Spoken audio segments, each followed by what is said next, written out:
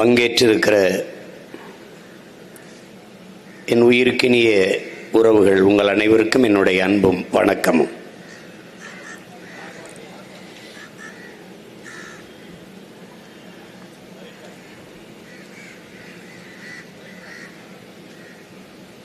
இங்கே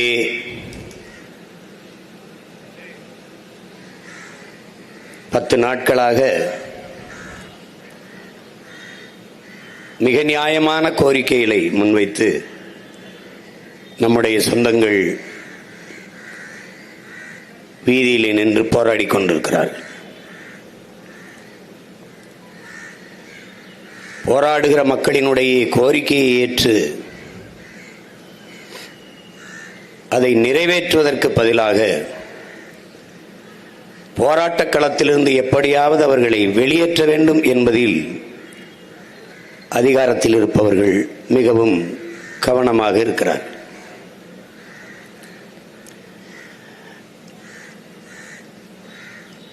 இந்த கோரிக்கை ஒன்றும் புதிதல்ல. இன்றைக்கு ஆட்சி அதிகாரத்தில் இருப்பவர்கள் எதிர்க்கட்சியாக இருக்கிற போது அவர்கள் கொடுத்த வாக்குறுதியைத்தான் நிறைவேற்றுங்கள் என்று போராடுகிறார்கள். இதற்கு முன்பு இந்த போராட்டம் நடந்தது. அப்போதும் நாம் பங்கேற்று மக்களோடு மக்களாக அவர்களுக்கு ஆதரவாக நின்றோம். இந்த தனியார் மயமாக்கப்படுவதை தொடக்கத்திலிருந்தே வலுவாக நாம் எதிர்த்து வருகிறோம். ஒரு அடிப்படை கேள்விதான் இங்கே.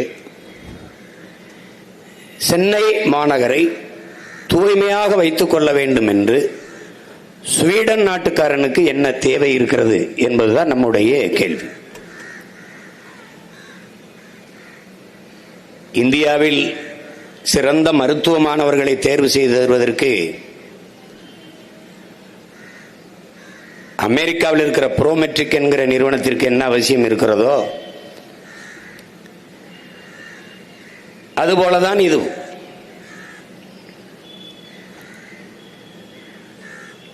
தனியார் முதலாளிகள் அவர்கள் கையிலிருந்து நமது தூய்மை பொறியாளர்களுக்கு, பணியாளர்களுக்கு ஊதியம் கொடுக்க போகிறார்களா? அரசு அந்த முதலாளிகளுக்கு கொடுக்கிற காசிலிருந்து எடுத்து சம்பளம் கொடுக்க போகிறார்களா? இதுதான் கேள்வி. எல்லாவற்றையும் தனியாரிடம் கொடுத்து விடுவது, ஒப்பந்த அடிப்படையில் கொடுத்து விடுவது. ஒரு தனியார் முதலாளி தன்னுடைய லாப தேவைக்கு வருவானா, மக்கள் சேவைக்கு வருவானா என்கிற ஒரு அடிப்படை கேள்வி கூட நம்மிடத்தில் எழவில்லை என்றால் எப்படி? எந்த முதலாளி மக்களுக்கான சேவை முதன்மையாக வைத்து வருவான்? எப்படி முதலீடு செய்வான்? அவன் தன்னுடைய லாபத்தை நோக்கித்தான் நகர்வான். அதுதான் அவனுக்கு குறியாக இருக்கும். அப்போது அங்கள் மக்கள் சேவை என்பது கேள்விக்குறியாக மாறும். இது இந்த குப்பை மேலாண்மையில் மட்டுமல்ல, ஒவ்வொரு துறையிலும் அதுதான் நடக்கும்.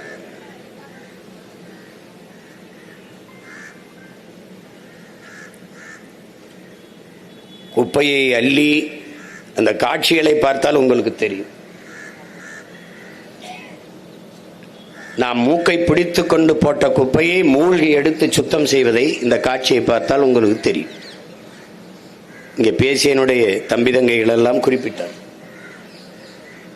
எந்த பாதுகாப்பு கருவியும் இல்லை. காலுக்கு காலுறையோ கைக்கு கவசமோ எதுவுமே இல்லை. ஒரு பாதுகாப்பற்ற சூழலில், பேரிடர் காலங்களில் கூட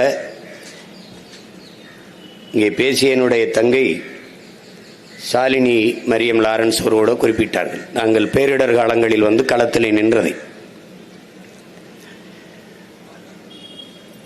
பெருவெள்ளம் வந்தபோது அம்மையார் ஜெயலலிதா அவர்கள் அப்ப ஆட்சியில் இருந்தபோது 1 மாத காலங்கள் இந்த பாதிக்கப்பட்ட மக்களுக்கு அரிசி, பருப்பு, உடைகள் கொடுத்து குப்பைகளை அள்ளி அழுக்கு நீரை அப்புறப்படுத்தி வேலை செய்து கொண்டிருந்தோம்.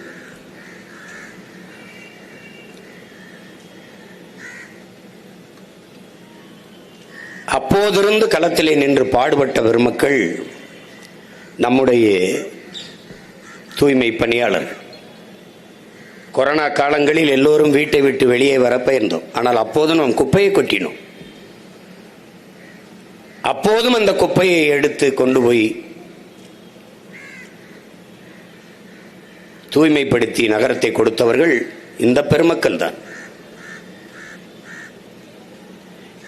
எது ஒன்றை பற்றியும் ஒரு அடிப்படை அறிவில்லாதவர்களிடத்தில் ஆட்சி அதிகாரத்தை நாம் கொடுத்து விட்டதால் இயற்கையின் அரும்பெரும் கொடையாக இருந்த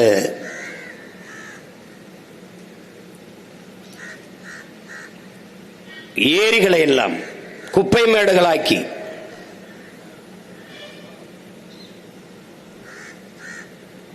நீங்க போய் பாருங்க, நீங்க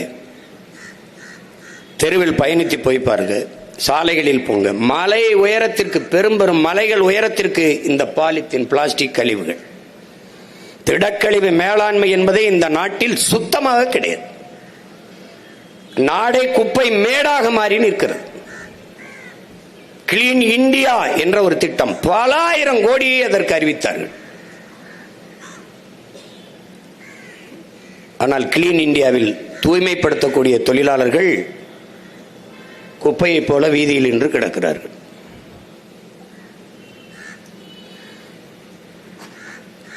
இயற்கையினுடைய அரும்பெரும் கொடை என் அருமை உடன் பிறந்தார்களே பள்ளிக்கரணை ஏரி, கடலின் நீர்மட்ட அளவிற்கே இருக்கக்கூடிய இயற்கையின் பெருங்கொடை, அருமையான ஒரு சதுப்பு நிலை ஏரி. அதை குப்பையை கொட்டி மூடலாம் என்று ஒரு ஆட்சியாளர்களுக்கு தோணுகிறது என்றால் அவர்களுக்கு அறிவு என்ற ஒன்று இருக்குமா என்பதை நீங்கள் யோசித்து பார்க்கணும். எவன் ஆட்சிக்கு வந்தாலும் அந்த ஏரியை மறுபடி சீரமைக்க முடியாது. நாங்கள்லாம் சென்னைக்கு வந்தபோது அந்த பகுதியில் போகிற போதெல்லாம் வெளிநாடுகளில் இருந்த ஆகச் சிறந்த, பார்ப்பதற்கு அரிதனும் அரிதாக இருக்கிற பறவைகள் எல்லாம் வந்து தங்கி அங்கே முட்டையிட்டு குஞ்சு பொரித்து பறந்து போகும். அப்படிப்பட்ட ஏரி இன்று குப்பை மேடாக மாறி இருக்கிறது என்றால் காரணம் என்ன? குப்பைகளிடத்திலே நாட்டையும் அதிகாரத்தையும் நாம் கொடுத்ததால் நாடு இன்றைக்கு குப்பையாக இருக்கு. நாம் கூட்டி அள்ள வேண்டியது, நம்முடைய மக்களும் நாமும் சேர்ந்து கூட்டி அள்ள வேண்டியது தெருவில் கிடக்கிற குப்பைகள் அல்ல, அதிகாரத்தில் இருக்கிற இந்த அறிவுகட்ட குப்பைகளை என்ன சொல்லி எவ்வளவு அழுத்தம் கொடுத்து போராடினாலும் இவர்களுக்கு உரைக்காது. திரும்ப திரும்ப சொல்லுகிறேன், நாம் அதிகாரத்தில் தலைவர்களை தேர்வு செய்து வைப்பதில்லை, தரகர்களை, புரோக்கர்களை தேர்வு செய்து வைக்கிறோம்.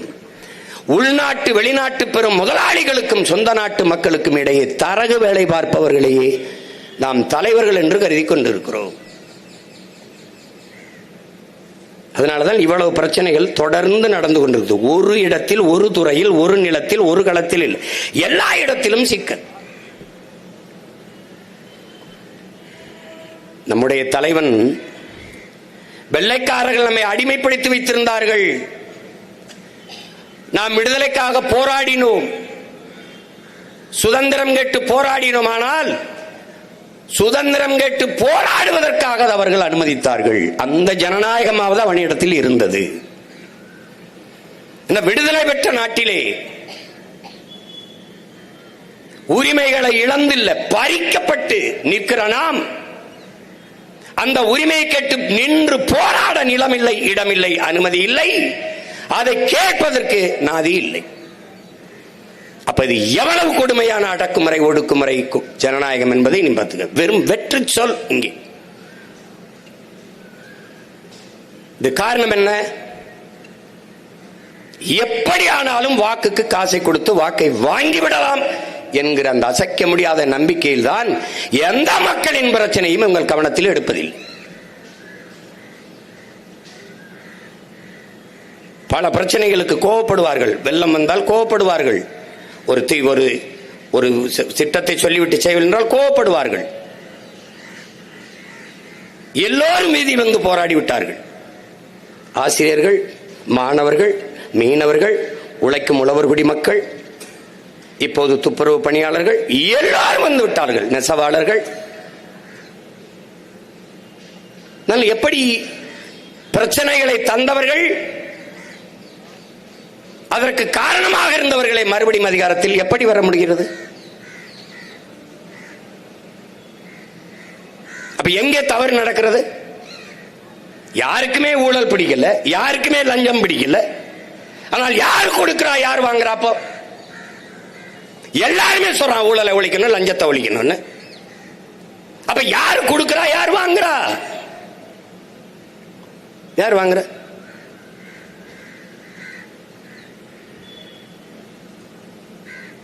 அப்ப எந்த இடத்துல தவறு பிறக்கிறது என்பதை நாம் அறிய தவறுகிறோம். அங்கதான் சிக்கல் இருக்கு.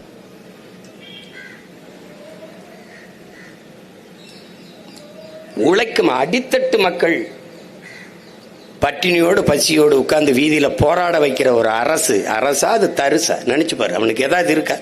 இதான் மக்களின் நலன் பேணுகிற, மக்களின் நலன் காக்கிற நல்லாட்சியா? இதுக்கு பேரா? உட்கார்ந்து போராடுகிறெல்லாம் பெண்கள், அவர்களுக்கு கழிவறை கூட திறந்து விட முடியாது என்றால் இது எவ்வளவு? இது ஒரு மனித மனம் தானா? மனிதர்கள் தான் ஆட்சி செய்கிறார்களா? எப்படி இதை ஏற்கிறது? எப்படி இதை பொறுக்கிறது? இதற்கு பேர் நிர்வாகம், இது ஒரு ஆட்சி என்று வேற சொல்லிக் கொண்டுகிறார்கள். நல்ல ஆட்சி, நான்காண்டே சாட்சி என்று. நமக்கு வேற என்ன கேட்க தோணுது? இது சொல்றதுக்கு உங்களுக்கு இருக்கா மனசாட்சின்னு தான் கேட்க தோணுது. வேற என்ன செய்ய கேட்கறது? வேற என்ன கேட்கறது? தங்கை ஷாலினியோட சொன்னாங்க, இடஒதுக்கீடு, சம உரிமை, சமூக நீதியில நீ எதுக்கு பேசுற? உனக்கு என்ன தகுதி இருக்கு? பெண்ணிய உரிமையெல்லாம் ஏன் பேசுற? நின்று போராடுறதுலாம் என்ன பொம்மைகளா? பெண்கள் தான், பெண்கள் தான்.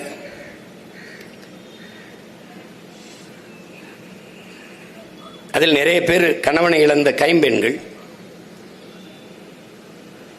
எத்தனை தாய்மார்கள் கையை பிடித்துக் கொண்டு அழுகும் போது அவர்கள் கண்ணீருக்கும் அவர்கள் அதுக்கு என்ன நம்மள்ட்ட பதில் இருக்கு? ஒரு வலியும் ஒரு கோபம் தான் வருது. இது எப்படா ஒழிக்கிறதுன்னு தான் வருது. இந்த குப்பையை போட்டவன்லாம் எங்க இருக்கான்னு நினைக்கிற? மாடியில் இருக்கான். மாடியில் இருந்து குப்பையை கீழே போடுகிறவனும் அதை குனிந்து எடுத்து சுத்தம் பண்ணுகிறவனும் சமூகத்தில் சமநிலையில் இருக்கானா? நல்லா கொஞ்சம் பாருங்க. இடஒதுக்கீடு, இந்த இடப்பகிர்வு, இடஒதுக்கீடு என்கிற சொல்லே கூடாது. இடப்பகிர்வு, இடப்பங்கீடு, அதுவும் உரிய பங்கீடு. முதலாக சமபங்கு என்பதை சொல்லாதே. சமபங்கு என்பது எப்படி சரியாக இருக்கும்? மாடியில் இருந்து குப்பையை கீழே போடுகிற நீயும் குனிந்து எடுத்து சுத்தம் பண்ணுகிற நானும் ஒன்றா? ரெண்டு பேரும் சமமா? நீ மாளிகையிலே வாழ்கிறாய், நான் குடிசையிலே வாழ்கிறேன், மண் குடிசையிலே. ரெண்டு பேரும் சமமா?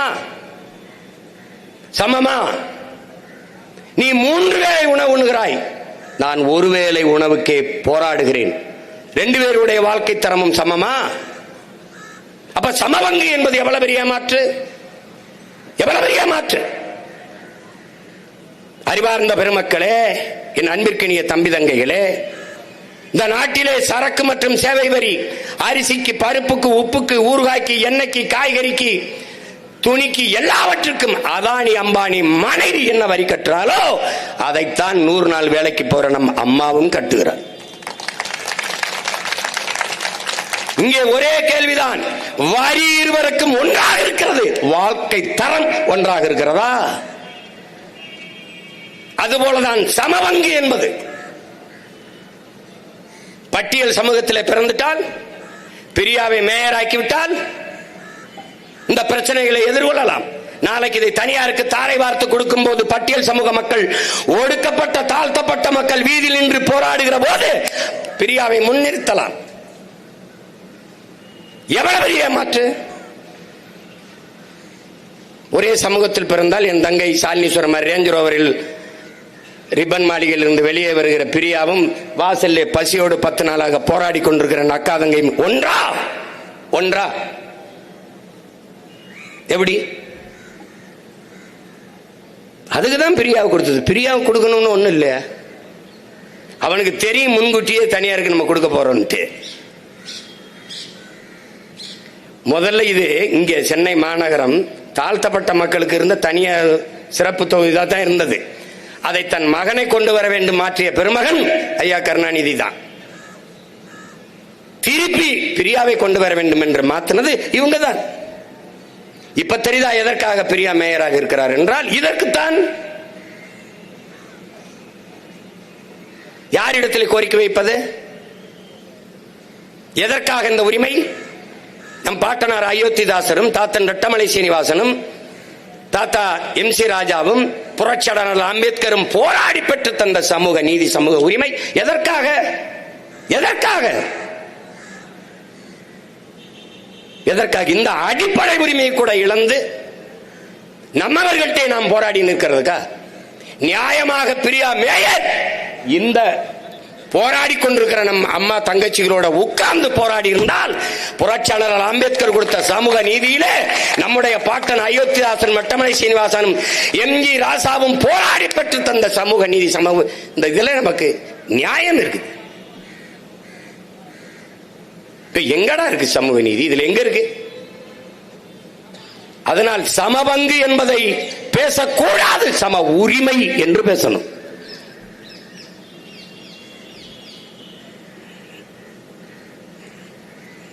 அதுதான் இங்க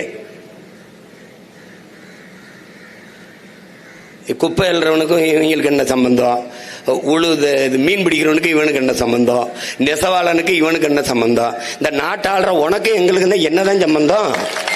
சொல்லு, என்னதான் சம்பந்தம்? என்னது இது? கொடுமையா இருக்கு, கொடுமையா இருக்கு. தங்கச்சி சாலினி சொன்ன மாதிரி நான் தான் அதை பல தடவை பேசினேன். எப்படின்னா, எதிர்கட்சியா இருக்கும்போது மக்கள் மேல ஒரு அவ்வளவு அக்கறையா போராட்டங்களை செய்வார், அதை பண்ணுவார், இதை பண்ணுவார். நான் சொன்ன கடைசி வரைக்கும் அவங்கள எதிர்கட்சியா இருக்கிற மாதிரியே பாத்துக்கிறீங்கடா, டே நல்லா போராடுறாங்கடா அப்படின்னு. இந்நேரம் எதிர்கட்சியா இருந்தா என்ன ஆகும்? இதே சேகர் பாபு சம்மனத்தை போட்டுட்டு எந்திரிக்க மாட்டாப்ல. அவருக்கு என்ன தெரியும் பாவம் குப்பையை பத்தி? அவரே ஒரு பெரிய மக்கின குப்பை, அவருக்கு என்ன தெரியும்? அவருக்கு கோயிலுக்கு போனோமா, தேங்காய் எவ்வளவு இருக்கு, ஊதுபத்தி சாம்பிராணி எவ்வளவு போயிருக்கு, உண்டியல் எவ்வளவு காசு வந்திருக்கு, நம்ம சட்டப்பைக்கு எவ்வளவு வந்துச்சு, நம்ம எஜமா வீட்டுக்கு எவ்வளவு போச்சு, வெளிப்படையா ஒரு அறிக்கை கொடுக்க சொல்லு. அறநிலைத்துறையில ஆண்டுக்கு எவ்வளவு வருமானம், எந்தெந்த கோயில்ல எவ்வளவு வருமானம், அது கோயில் நிர்வாகத்துக்கு பராமரிப்புக்கு செலவு கொள்ளு. திருச்செந்தூர் முருகன் கோயில்ல கழிவறை கட்டி கொடுக்க முடியல, சிவநாடார் வந்து கட்டி தர வேண்டியது 250 கோடிக்கு. கட்ட வந்தவர்கிட்ட கமிஷன் கட்டி திருப்பி வரட்டா யோக்கியப்பில்ல தானடா நீங்க. அவர் கோச்சிட்டு போயிட்டாப்ல. அடா கோயிலுக்கு கக்குசு வழிபட வர மக்களுக்கு கழிவறை கட்டி கொடுக்க வர என்கிட்ட கமிஷன் கேட்குறீங்கன்னு மறுபடியும் கெஞ்சிக்கு எதிரி கூட்டி வந்தாங்க. போனா போதுன்னு கட்டி கொடுத்தாப்ல. கக்குசுல கமிஷன் அடிக்கிற வகைகள்கிட்ட போய் இவங்க கக்குசு கூட மணக்கும்டா, இவங்க அதை விட கேவலமா நார் வாங்கிடா இவங்க. நீ இவங்களை போய் பேச்சுக்கிற. நீங்க தங்கச்சி சொல்லிச்சுல சாலினி, உள்ள விடல, அந்த அறைக்குள்ளே இந்த துப்புரவு பணியாளர்களை விடாதீங்கன்னு. போகாதீங்க, அவளே கூட்டி பெருகிட்டோம், அவங்களே அள்ளிக்கிட்டு, அவங்களே அள்ளிக்கிட்டோம். எப்படி இருக்கு? உள்ள விடாதீங்கன்னா இவர்களுக்கெல்லாம் ஒன்று இந்த அதிகாரம் நிலையானது என்று நினைக்கிறார்கள். ஏற்கனவே 5-6 மண்டலத்தில் அதிமுக ஆட்சியிலே தனியாருக்கு கொடுத்தாச்சு. இப்ப நீங்க வந்து பேசுறீங்களே அப்படின்னு. நீங்க எதிர்கட்சியா இருக்கும்போது கொடுத்ததை இப்ப 4.5 ஆண்டுகளாக நீங்கள் நிறைவேற்றவில்லையே. 4.5 ஆண்டுகள் பொறுத்திருந்தார்கள் எமது மக்கள். இப்ப நிறைவேறும், அப்ப நிறைவேறும். அவர்கள் கேட்பது ஒண்ணு இல்லையே. 23,000 63,000 சம்பளம் கூட ஒண்ணும் கேட்கல. என் தம்பி சொல்ற மாதிரி 30,000 கொடுத்தா கூட 51 கோடி தான் தேவைப்படுது. அப்ப 2,700 கோடி ஒரு ஆண்டு ஒன்றுக்கு 10 மாசத்துக்கு வருது. ஒரு மாசத்துக்கு 270 கோடினா 10 மாசத்துக்கு 2,700 கோடி வருது. இப்ப மாசத்துக்கு 50 கோடி தான் தேவைப்படுது. அப்ப 500 கோடியிலே 30,000 சம்பளத்திற்கு மக்களை நிரந்தர பணியமர்த்த முடியும் என்கிற போது அப்ப 2,700 கோடிக்கு ஒப்பந்தம் கொடுக்க வேண்டியது இருக்கு. எதுக்கு? எதற்காக? அதுல 1000 கோடி உனக்கு கமிஷன், அவனுக்கு கமிஷன், அந்த முதலாளிக்கு கமிஷன். இந்த ராம்கிங்கிற நிறுவனம் அவன் இந்த குப்பை அல்றவனுக்கு பிறந்தவனா இல்ல ரொம்ப நாளா எங்க சித்தப்பன் பித்தப்பன் சேர்த்து வச்சு விட்டவனுக்கு பிறந்தவனா? நீ யாரா? முதல்ல நீ யாரு? நீ ஏண்டா குப்பை எடுறது கூட வாடா சம்பாதிக்க நினைப்பிய, கக்கூஸ்ல கூட வாடா. ஐயோ ஐயோ, அதான் நான் சொன்னல, இவங்க இது கவர்மெண்ட் கிடையாதுடா, கமிஷன் மண்டி. இவங்க கமிஷன். நீங்க எல்லாம் நினைச்சுக்கிட்டு இருக்கிறீங்க இவர் நம்ம முதலமைச்சர்னு சொல்லாத. அந்த முதலமைச்சருங்கிற பேர் இது அண்ணாதுரைக்கு சொல்லப்பட்டிருக்கு, பெருந்தலைவர் காமராஜருக்கு சொல்லப்பட்டிருக்கு, தாத்தா ஓமந்தூர் ராமசாமிக்கு சொல்லப்பட்டிருக்கு. அவங்க எல்லாம் நேர்மையின் நேர் உருவமா நின்று ஆட்சி செஞ்சிருக்காங்க.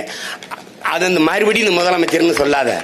நீ முதலமைச்சரை தேர்வு செய்யலடா, சாராய ஆலை அதிபரை தேர்வு பண்ணி உட்கார வச்சிருக்க.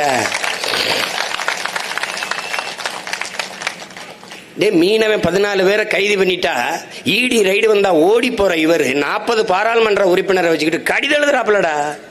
போஸ்ட் மாஸ்டர் தேர்வு பண்ணி வச்சிருக்கடா நீ, post master. Email, internet, Instagram எல்லாம் இருக்கிற காலத்துல கடிதம் எழுதுறாங்களடா. இவங்களை என்னடா பண்ண சொல்றாங்க?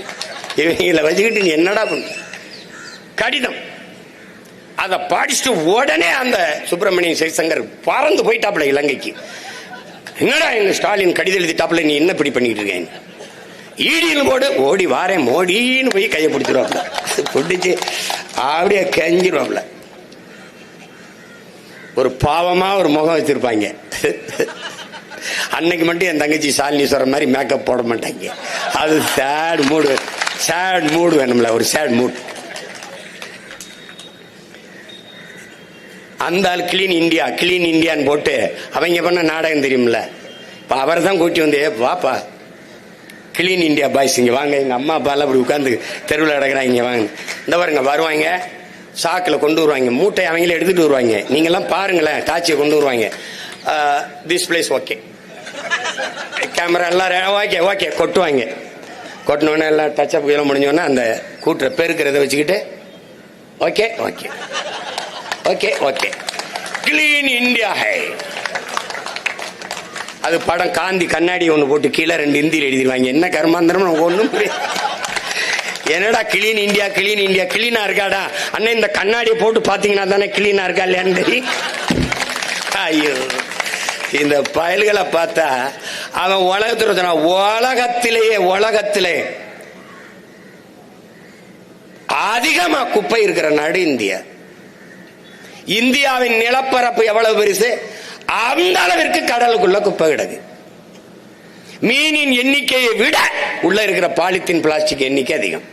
செத்து கரைவுங்கிற ஒரு மீனை அறுத்த வகுத்துக்குள்ள 40-42 கிலோ பிளாஸ்டிக் பாலித்தீன் இருக்கு. செத்து போற மாடு, செத்து போற யானை எல்லாவற்றையும் வைத்த கீறி பார்த்தா 40-50 கிலோ பிளாஸ்டிக் இருக்கு. எதை பற்றியுமே கவலை கிடையாது இவங்களுக்கு. குப்பை மேலாண்மை என்று தெரியாத குப்பைகள்கிட்ட போய் நீ நாட்டை கொடுத்துட்ட. ஒரு சின்ன நாடு சிங்கப்பூர், தட்டி பாடுறா காணொலியில எப்படி இந்த குப்பையை எப்படி எடுக்கிறான்னு பாடுறா. மக்கும் குப்பை மக்காத குப்பை எப்படி பிரிச்சு எடுக்கிறான்னு பாடுறா. மற்ற நாடுகள்லாம் கொஞ்சம் பாரு, கோடிக்கணக்கான ரூபாய் வருதுடா இந்த குப்பையில இருந்து. லட்சக்கணக்கான கோடியை ஈட்டுறான்டா குப்பையை மறுசுழற்சி பண்ணி வைத்துக்கிறப்பு. இதை வைத்துக் கொண்டு திரும்ப திரும்ப திரும்ப திரும்ப பூமிக்கு எந்த பாதிப்பும் இல்லாத இந்த குப்பையை அப்படியே மறுசுழற்சி பண்ணியிருந்தால் இவ்வளவு பாதிப்பு வந்திருக்காது. ஒரு அடி உயரம் உள்ள தாள் இருக்குல்ல, செய்தித்தாள், இந்த 1 அடி உயரம் உள்ள தாளை நீ அப்படியே மறுசுழற்சிக்கு கடைக்கு கொடுத்துட்டீங்கன்னா 7 அடி உயரம் உள்ள ஒரு மரம் பாதுகாக்கப்படுதுங்கிற நம்ம அப்பா நம்மால் வரவர். 1 அடி உயரம் இவ்வளவு, இதுல இருந்து இவ்வளவு அடுக்கி வச்சிருக்க செய்தித்தாள், தினத்தந்தியோ தினகரனோ ஏதோ ஒன்று, தினமணியோ மாலை மலரோ மாலை முரசோ அல்லது எந்த ஒரு தாள், நீ எழுதுற தாளை இவ்வளவு கொண்டு போய் கொடுத்துட்டு நம்ம மறுசுழற்சிக்கு போயிடுச்சுன்னா 7 அடி உயரம் உள்ள ஒரு மரம் பாதுகாக்கப்படுதுன்ட்டு. அப்ப இவ்வளவு குப்பைகளை நீ இதே நகர ஆர்கே நகரிலே, நகருக்கு பேர் எழில் நகர், 100 ஏக்கரில் குப்பை கிடங்கு இருக்கு. எப்பவுமே புகஞ்சுக்கிட்டே இருக்கும். ஏன்னா பாலித்தீன் கொஞ்சம் வெயில் அடிச்சாலே டக்குன்னு பத்தி எரிஞ்சுக்கிட்டே இருக்கும். அந்த நச்சு புகை காற்றில் கலந்து வரும்போது நம் மக்களுக்கு நுரையீரல் தொற்று, புற்று, கண்ணெரிச்சல், தோல் நோய் எல்லாம் வரும். அது ஏன் வருது, எதுக்கு வருதுன்னு தெரியாது. அப்ப திடக்கழிவு மேலாண்மை என்ற ஒன்றே இந்த நாட்டில் கிடையாது. அதை பத்தி அறிவு இருந்தால் 10 நாளாக மக்களை வீதியில் உட்கார்ந்து போராட நிலைக்கு இந்த அதிகாரம் தள்ளி இருக்கும் நினைக்கிறியா? நீ தள்ளி இருக்கும் நினைக்கிற? எவ்வளவா பணம் இழக்கிறார்கள். இந்த கடற்கரையில் கட்டியிருக்க சமாதிக்கு எவ்வளவு கோடி சொல்லு? குறைஞ்சது 250 கோடி செலவு பண்ணிருப்பாங்கல்ல சமாதிக்கு.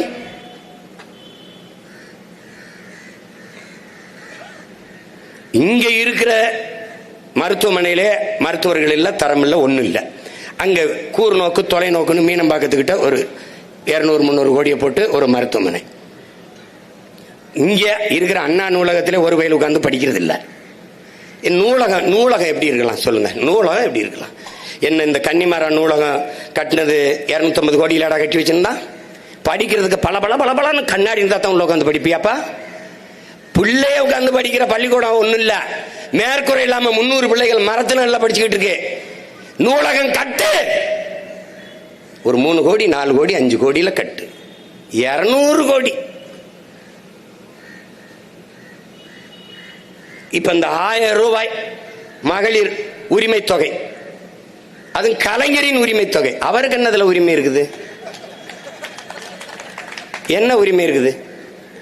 ஒரு 50,000 ஏக்கர் நிலம் வச்சிருந்தா அப்படியே வித்து விட்டு அந்த ரூபாயை வந்து வங்கியில போட்டு கொஞ்சம் கொஞ்சமா மக்களுக்கு கலைஞர் காப்பீட்டு திட்டம், அம்மா காப்பீட்டு வீடு, அம்மா காப்பீட்டு திட்டம்.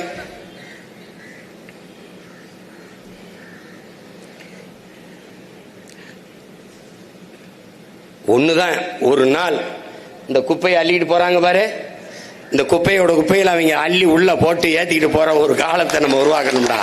அப்படியே இப்பதான்டா உண்மையிலேயே நாடு தூய்மையாகுது. போங்கடான்னு அனுப்பணும்.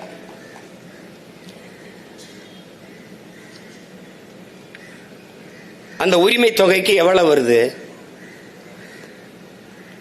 1000 கோடிக்கு மேல. புதுமை பெண் திட்டத்துக்கு 500 கோடிக்கு மேல, 910 கோடியே நம்ம வருது. பிறகு மாணவர்களுக்கு கொடுக்கறதுல தமிழ் மகனுக்கு வந்து 450 கோடியோ 90 கோடியோ வருது. இதுல எல்லாம் மொத்தமா பார்த்தா ஒரு ஆண்டுக்கு 24 கோடி வருது. 24,000 கோடி வருது. 24,000 கோடினா 12,000 கோடி ஒரு ஆண்டுக்கு வருது. அப்ப 2 ஆண்டுக்கு, இந்த 2 ஆண்டுகள்ல 24,000 கோடியை இந்த அரசு இழக்குது. யாரு கேட்டா? எனக்கு படிக்க போகும்போது காசு 1000 ரூபாய் கொடுங்கன்னு எந்த தங்கை கேட்டா? அந்த தங்கைக்கு 3 ஆண்டு கொடுப்பேன், 1000 மாசம். படித்து நிறுத்தி விட்டால் 1000 ரூபாய் கொடுப்பியா? கொடுக்க மாட்டேன். படித்து நிறுத்தினால் வேலை கொடுப்பியா? அதுதான் முக்கியம். அப்ப படிக்க போகும்போது 1000 ரூபாய் கொடுக்கிற, படிச்சு நின்னா வேலை கொடுக்க மாட்டேன். அங்க நிரந்தர வறுமை வருது. இப்ப இதுல இழக்கிற 24,000 கோடி, 2 ஆண்டுக்கு 24,000-25,000 கோடி இழக்கிறியே. இந்த பணத்தை எப்படி ஈட்டுற? ஏற்கனவே 10 லட்சம் கோடி கடனை தொற்றுச்சு இந்த நாடு. முன்னாள் நிதியமைச்சர் ஐயா பிடிஆர் பழனிவேல் தியாகராஜன் சொல்றாரு, போக்குவரத்து துறைக்கும் மின்துறைக்கும் 1 லட்சம் கோடி கடன் இழப்பீடு இருக்குன்னு. ஒரு நாளைக்கு 87 கோடியே அதை வட்டி கட்டுறோம்னு சொல்றாரு.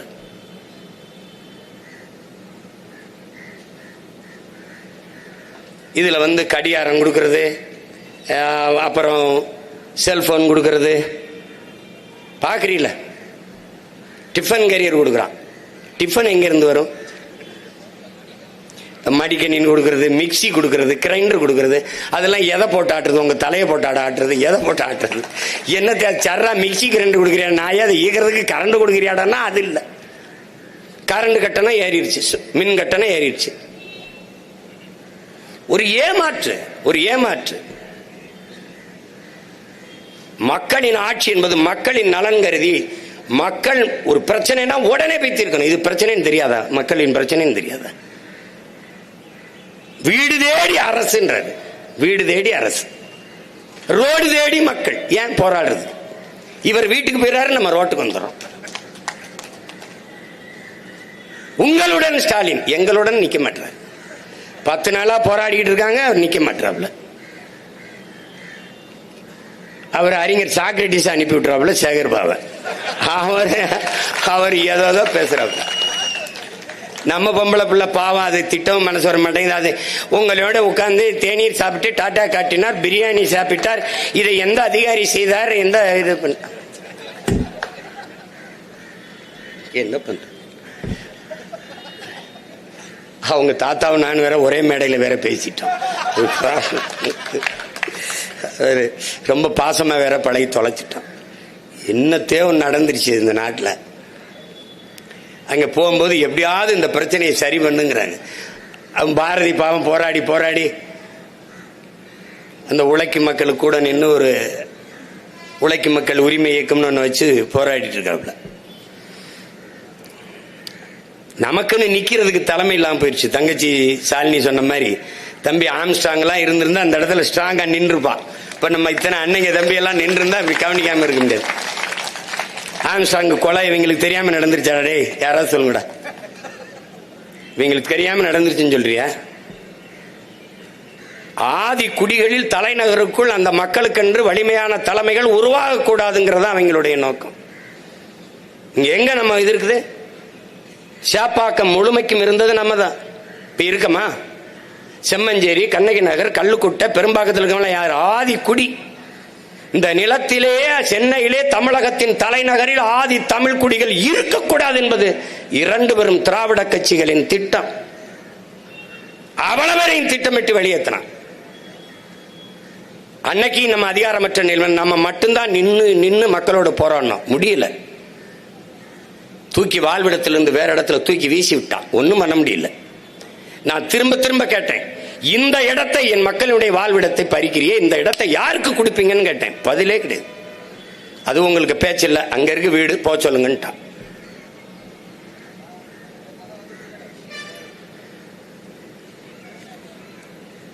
அப்ப இதுக்கு நம்மிடத்திலே அதிகாரம் இல்லாதனால் நம்மகிட்ட இருக்கிற கடைசி வாய்ப்பு என்பது போராடி இழந்துவிட்ட உரிமைகளை பிச்சை கேட்டு பெற முடியாது, போராடித்தான் பெற்றாக வேண்டும் என்று அறிவாசான் அல்ல அம்பேத்கர் நமக்கு கற்பித்ததற்கேற்ப நாம் போராடித்தான் இந்த உரிமையை பெற்றாக வேண்டும். இப்ப தனியார் மயப்படுத்திட்டாங்க. படுத்தணும்னு என்ன ஆகும்? அவன் சொல்றதான் சம்பளம். இப்ப 23,000 16,000 குறைக்கிறான். முதல்ல இஷ்டம் இருந்தா வேலை செய்யல, வெளியில போன்னு சொல்லுவான். அடுத்தது நம்ம வழியே இல்லைன்னு வேலை செய்யணும். அவன் உடல்நிலை சரியில்லை, ஒரு பிரசவம், ஒரு முடியல, குடும்பத்தில் யாருக்குனாலும் விடுமுறை தரமாட்டான். விடுமுறை எடுத்தால் அந்த சம்பளத்தில் குறைப்பான், பிடிப்பான், சம்பளத்தில் பிடிப்பான். அப்ப வழி இல்லாம என்ன பண்ணுவான்? மீறி நம்ம இப்படி போராட வரும்போது மொத்த பேரையும் பணி நீக்கம் செய்வான். அதுக்கு வேற ஆட்களை பணி நியமனம் செய்வான். அதுக்குதான் ஒப்பந்த கூலியாவே வைத்துக் கொள்றான். பணி நிரந்தரம் செய்து விட்டால் அவனை வெளியேற்ற முடியாது. அப்ப ஒப்பந்த கூலியா? எல்லாருமே ஒப்பந்த கூலிதான். துப்புரவு பணியாளர்கள் மட்டுமல்ல, போக்குவரத்து தொழிலாளர்கள் இருந்து, ஆசிரியர்கள் இருந்து எல்லாருமே ஒப்பந்த கூலிகளாக தான் வைத்திருக்கிறார். நீ கேள்வி கேட்டா அவனை தூக்கிடுவான். இஷ்டம் இருந்தா இல்ல போப்பா. இப்ப என்ன பண்ணுவான்? இந்த மக்களை, ஆதி குடிகள், இந்த மண்ணின் மக்களுக்கு அவர்களை உழைப்பிலிருந்து அப்படி தூரம் முதல்ல நம்மளை உழைப்பிலிருந்து வெளியேற்றினான். நுட்பமா வெளியேற்றினான். அந்த உழைப்பின் தேவை அப்படி இருந்துச்சு. வட இந்தியனை கொண்டாந்து நிறைச்சான். இந்திய திணிச்ச நீ எதிர்த்த, இந்திக்காரனை திணிக்கிறேன்னு திணிச்சான். இப்ப 1.5 கோடி பேர் இருக்கான். இப்ப 6,50,000 பேருக்கு ஓட்டுரிமைன்னு சொல்றான். அப்ப கிட்டத்தட்ட 2 தொகுதி அவன் கைக்கு போகுது. நல்லா கவனிச்சுக்கணும். கொஞ்சம் கொஞ்சமா இந்த நிலத்தின் அதிகாரத்தையும் அரசியலையும் கைப்பற்றுவான். இப்ப என்ன பண்ணுவான்? நம்மளுடைய மக்களை வெளியேற்றிட்டு பீகாரி, உத்தரப்பிரதேச, குஜராத்தில் இருந்து கூலி கொண்டாந்து இறக்குவான். இதே துப்புரவு பணியில சரியா பாரு, அடுத்த ஆண்டு நீ என் தம்பி துரைசன் பையா இது கியா ஹே என்ன கேட்டான்ல, வேகமா போயிட்டு இருந்த சுங்கத்துல காசை தம்பியை கொடுத்தாங்க. சேஞ்சு நகிகேன்னா நாங்க இந்தி நகிகேன்னு போயிட்டே இருந்துட்டோம். கேஷ் நகிகே. அந்த லீலா பேலஸா அதுக்கு போனேன் ஒருத்தரை சந்திக்க. முதல்ல போனேன். நம்ம அண்ணா அண்ணா அண்ணா வணக்கம்ண்ணா, வண்டி எப்படி இப்படி விட்டுருங்கண்ணா, இங்கே விட்டுருங்கண்ணா அப்படின்னா. 2 மாசம் விட்டு போனேன். காடி கராகேன்னா. சரி யாரா நீ போன மாசம் நின்று இருந்தவி ஆளுங்கடாண்ணா கேகே அப்படின்னா. சரிதான், புரியுதா? இதே நிலை நீ நடக்கும். இப்ப நம்ம வெண்ணிலா பாட்டு போட்டாங்கல்ல, ஏ குப்பை அல்றதுன்னு. இந்த பாட்டு கொஞ்சம் 6 மாசம் கழிச்சு ஹிந்தியில சேத்மேன்னு பாடும். நீ மாசமா நீ சிக்கிக்கிட்டு நீ என்ன சொல்றான்னு தெரியாது, எது குப்பைல கூப்பிட்டானா இல்ல என்னன்னு தெரியாம நீ பாட்டு கிடக்க வேண்டியது. அதனால கவலையோடும் கண்ணீரோடு இருக்கிற நம்ம தங்கைகளுக்கும் தாய்களுக்கும் நம்மகிட்ட என்ன பதில் இருக்கு? ஒன்னும் இல்லை, ஒரே ஒரு முடிவு தான். அதிகாரம் மிக வலிமையானது.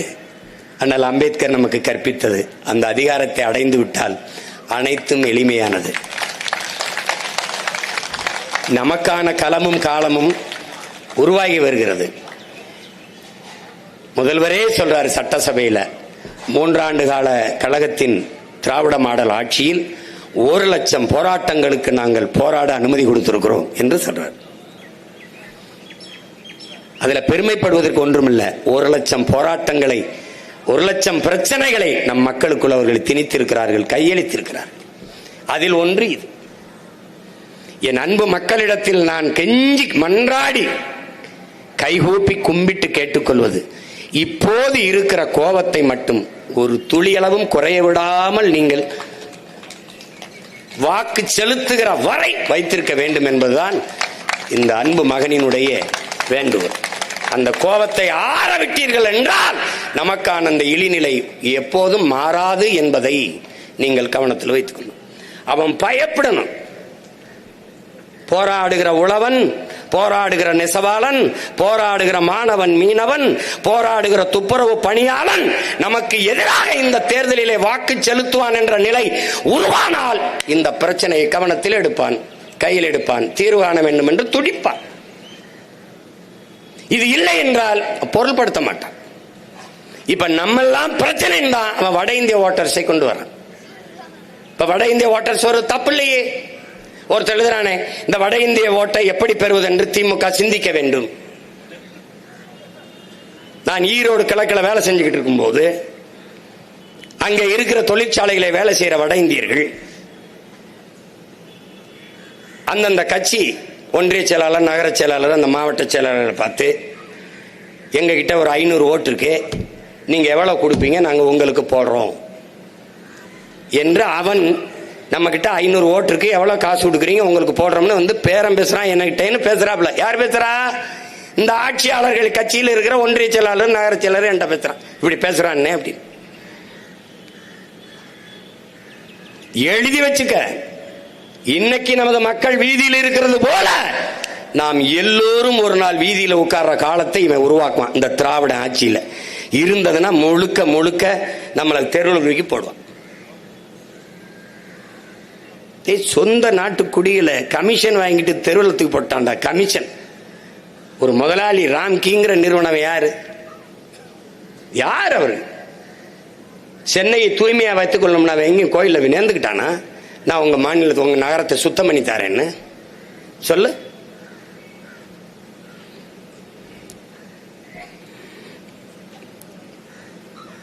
எனவே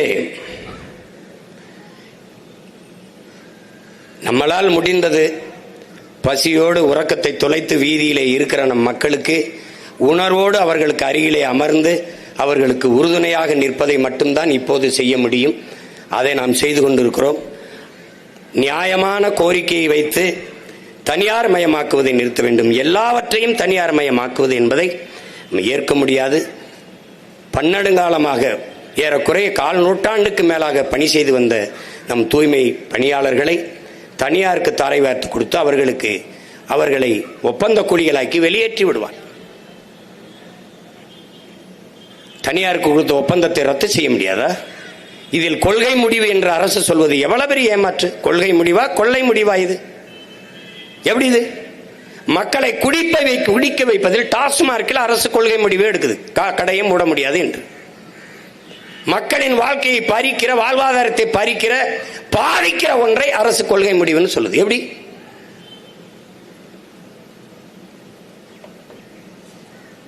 ஒரு முதலாளி ஒப்பந்தம் எடுக்கிற ஒரு முதலாளி வாழ இத்தனை ஆயிரக்கணக்கான தொழிலாளர்களின் நலனை குப்பையாக்குகிறது.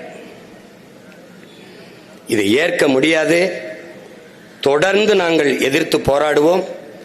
என் மக்கள் களத்தை விட்டு வெளியேறினாலும் இந்த கோரிக்கையை வைத்து நாங்கள் நாம் தமிழர் பிள்ளைகள் தொடர்ந்து களத்திலே நிற்போம். நீங்கள் இந்த தனியார் ஒப்பந்தத்தை ரத்து செய்த மக்களுக்கு பணி நிரந்தரம் கொடுத்து செய்யவில்லை என்றால் ஒரு நாள் தமிழ் தேசிய அரசு நாம் தமிழர் அரசு மலரும். 2026 படைப்போம் புதிய அரசியல் வரலாறு என்ற முழக்கத்தை முன்வைத்து களத்திலே நிற்கிற பிள்ளைகள் உறுதியாக நாங்கள் வென்று முடிப்போம். அன்றைய மக்களின் துயர் துடைப்போம், கண்ணீர் துடைப்போம். இந்த உறுதியை பசியோடு போராடி கொண்டிருக்கிற எனது அன்பு சொந்தங்களுக்கு இந்த மகன் கொடுக்கிறேன்.